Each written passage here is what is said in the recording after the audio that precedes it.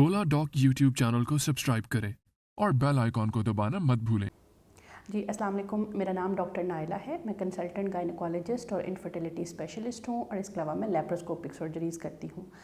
मैं फ़ेलो हूँ college of physician and surgeons Pakistan की। इसके अलावा मैं मेंबर हूँ सोसाइटी ऑफ गायनियोप्स की और इसके अलावा मेरे पास फ़ॉरेन डिप्लोमास हैं लेप्रोस्कोपी के।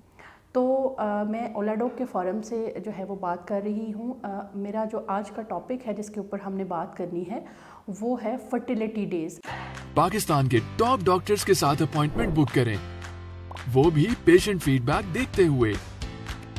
लाखों लोगों की तरह पाकिस्तान के सबसे बड़े डॉक्टर नेटवर्क का फायदा उठाएं और आज ही ओला डॉक ऐप डाउनलोड करें। ओला डॉक, डॉक्टर का अपॉइंटमेंट आसानी से। अक्सर जो हमारे पास पेशेंट आते हैं न्यूली मैरिड स्पेशली जो होते हैं बच्चे, वो हमारे पास आते हैं और वो फर्टिलिटी पीरियड्स के बारे में हमारे से बड़ा वो कंसर्न्ड होते हैं। तो सबसे पहले तो मैं आपको ज़रा थोड़ा सा ये बता देना चाहती हूँ कि जो हमारा मेंस्ट्रुअल साइकिल है वो नॉर्मली 28 to 35 डेज़ का होता है। इसको हमारी जो मेडिकल लैंग्वेज है उसको तकरीबन 4 हफ्तों में हम डिवाइड कर लेते हैं। जो पहला हफ्ता होता है उसको हमारी ज़ुबान में मेंस्ट्रुअल फेज़ कहते हैं। इसमें ये होता है कि जो आपके पास पुरानी एंडोमेट्रियम होती है, यूट्रस की जो अंदरूनी तह होती है, उसकी नेचुरली जो है वो कुदरत की तरफ से शेडिंग हो जाती है, क्योंकि उसके अंदर ब्लड और जो एंडोमेट्रियम टिश्यू और बाज़ औक़ात क्लॉट्स जो होते हैं वो आपके पास हो जाते हैं। इस पीरियड को हम आम ज़ुबान में हैज़ का पीरियड कहते हैं, जिसमें कि आप कहते हैं कि जी मेंसेस आ गए। इससे क्या होता है कि आपकी जो यूट्रस की अंदरूनी तह है वो मुकम्मल तौर पे साफ़ हो जाती है। ये यूजुअली 5 से 7 दिनों पे मुश्तमिल होता है और इस पहले हफ्ते को कहते हैं जो आपका है मेंस्ट्रुअल फेज़। अब जो दूसरा हफ्ता होता है जो कि 7 से लेकर 14 दिन का होता है, हमारी ज़ुबान में उसको फॉलिकुलर फेज़ कहते हैं। अब इसमें क्या होता है कि अल्लाह ताला की तरफ से नए सिरे से जो एंडोमेट्रियम होती है वो क्या होती है, तैयार होना शुरू हो जाती है और साथ ही साथ क्या होता है, अंडादानियों के अंदर जो है वो अंडे प्रिपेयर होना शुरू हो जाते हैं। बाज़ औक़ात एक अंडादानी के अंदर और बाज़ दफ़ा रेयर केसेस में दोनों तरफ अंडे बनना शुरू हो जाते हैं।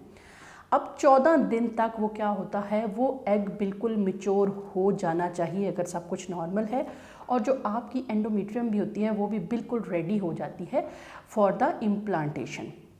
इसी तरह से अब ये हफ़्ता जब मुकम्मल होने वाला होता है तो आपकी जो एंडोमेट्रियम है वो भी, उसकी भी तैयारी तकरीबन पूरी हो जाती है और अंडा भी क्या होता है वो मुकम्मल तौर पे तैयार हो जाता है। अब जो तीसरा हिस्सा होता है जिसको हमारी ज़ुबान के अंदर जो है वो ओव्यूलेटरी फेज़ कहते हैं, उसमें क्या होता है कि आपका जो अंडादानी के अंदर अंडा बना होता है वो रप्चर होता है।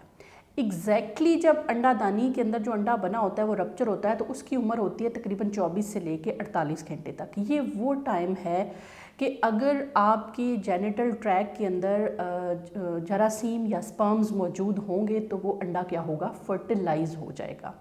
तो अब तीसरे हफ्ते में क्या होता है कि वो अंडा जो रिलीज़ हुआ है वो स्पर्म के साथ मिलता है और वो एक छोटे से जाइगोट की शक्ल इख्तियार कर लेता है और वो अंडा जो है वो आपकी ट्यूब्स के अंदर से ट्रैवल करके आपकी यूट्रस तक पहुंचता है। इसको कहते हैं हम तीसरा हफ्ता। अब जो चौथा हफ्ता होता है उसको कहते हैं ल्यूटियल फेज़।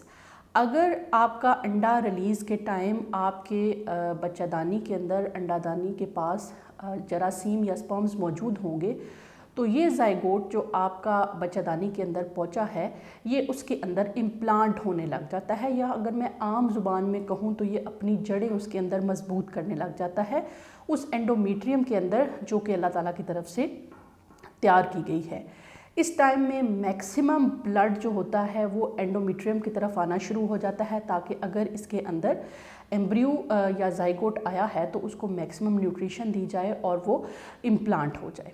अगर तो आपका एम्ब्रियो इम्प्लांट हो जाएगा तो वो आपको मेंसेस नहीं आएंगे, और जो अगर आपका ज़ाहिर है कि अगर आपके पास एग्स को स्पर्म्स नहीं मिले तो वो जाइगोट नहीं बनेगा और आपको क्या होगा, नए सिरे से ये साइकिल दोबारा चल पड़ेगा, दोबारा मेंसेस आएंगे, दोबारा एंडोमेट्रियम और अंडा प्रिपेयर होगा और ये सारी चीज़ चल पड़ेगी।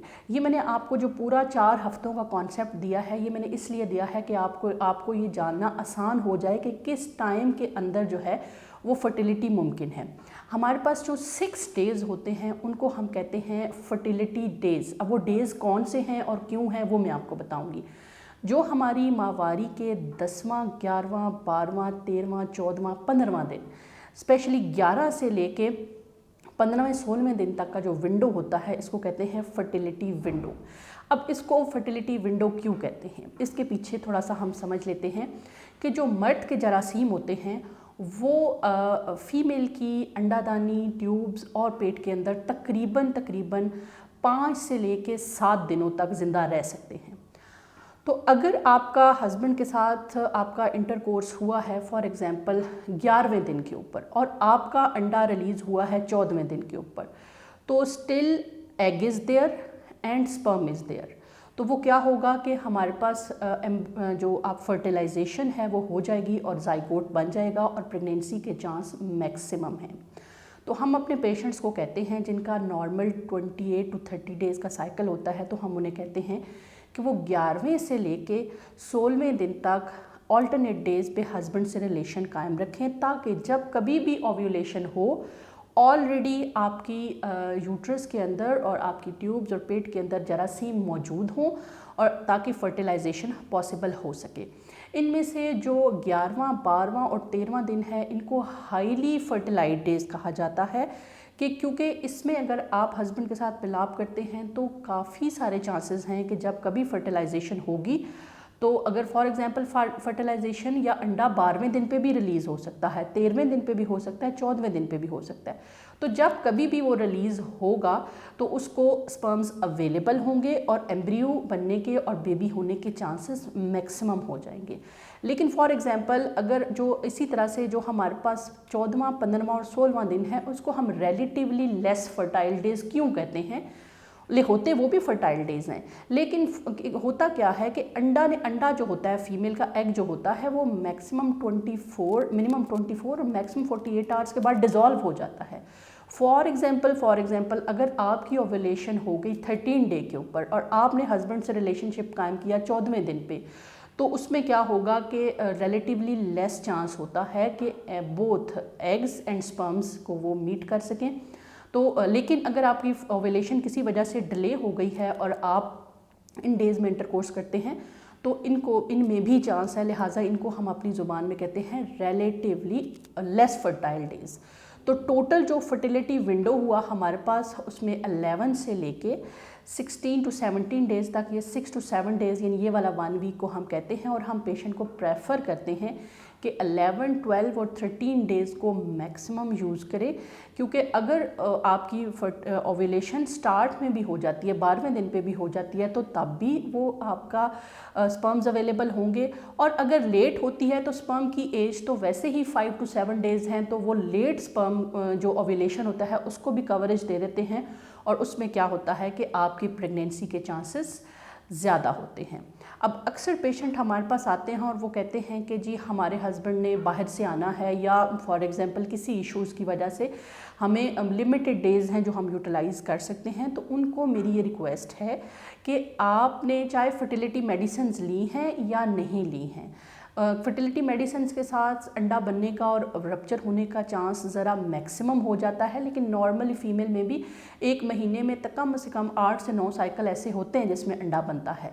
चाहे आपने लिया है या नहीं लिया है, तो फर्टिलिटी डेज़ के कॉन्सेप्ट को क्लियर कर लें। अक्सर पेशेंट कहते हैं जी 14वें दिन पे चूँकि अंडा फटना है, तो हमने हस्बैंड को 14वें दिन पे ही हमने जो है वो रिलेशनशिप बनाना है। तो उसमें ये थोड़ी सी चीज़ हो जाती है कि मतलब एग आपने रिलेशनशिप बनाया, तो हो सकता है आपकी फर्टिलाइजेशन तो 12वें दिन पे हो गई हो, तो you will not be able to get pregnant. तो ये मेरी आपसे रिक्वेस्ट है कि 11, 12, 13, 14 डेज़ इनको ज़्यादा इंपॉर्टेंस दें, क्योंकि अगर आपका हस्बैंड से रिलेशन करें, लेट्स सपोज अगर 11वें दिन पे भी हुआ है, तो वही वाले स्पर्म 12वें, 13वें, 14वें, 15वें, मतलब 16 डेज़ तक जो है वो अलाइव रह सकते हैं। तो आपने जो मोर फर्टाइल डे हैं वो 11, 12 और 13 डे को कंसिडर करना है, क्योंकि उनमें मौजूद स्पर्म अगले दिन को भी कवर कर लेंगे।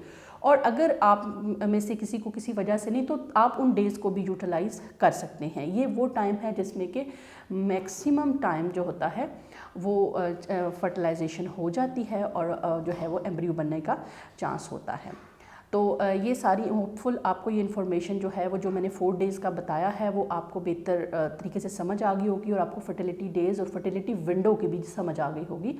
तो मैं इस वक्त ओला डॉग के फोरम से बात कर रही हूँ। आप में से कोई भी अगर मेरी अपॉइंटमेंट लेना चाहता है, वो इनफर्टिलिटी को सफ़र कर रहा है या किसी भी गायनी के प्रॉब्लम से वो सफ़र कर रहा है, तो आप ओला डॉग के पे कॉल कर सकते हैं, उनके नंबर पे कॉल कर सकते हैं और मेरी अपॉइंटमेंट ले सकते हैं। मैं इस वक्त चौथाई मेडिकल सेंटर खोखर चौक जो कि एम्पोरियम के पास है वहाँ पे प्रैक्टिस कर रही हूँ।